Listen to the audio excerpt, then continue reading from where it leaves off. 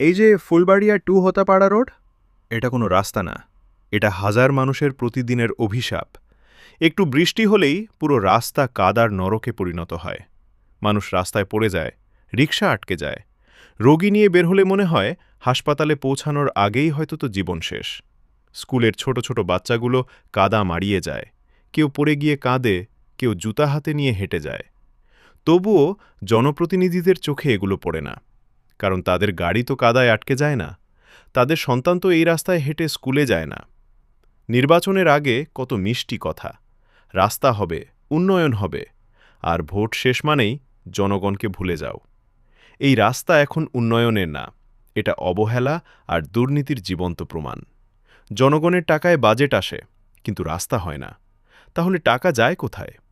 আজ মানুষ কাদায় ডুবে আছে, আর কিছু লোক এয়ার কন্ডিশনের রুমে বসে উন্নয়নের গল্প শোনায়। মনে রাখবেন, অসহায় মানুষের কষ্ট আর দীর্ঘশ্বাস কখনো বিফলে যায় না। আজ ফুলবাড়িয়া টু হোতাপাড়ার মানুষ চুপ আছে, কিন্তু এই নীরবতার ভেতরে জমে আছে হাজারো ক্ষোভ। আমরা ভিক্ষা চাই না, আমাদের অধিকার চাই, চলার মতো একটা রাস্তা চাই। এখনও সময় আছে, জনগণের কষ্ট বুঝুন, না হলে একদিন এই কাদামাখা রাস্তাই আপনাদের মিথ্যা প্রতিশ্রুতির সাক্ষী হয়ে থাকবে।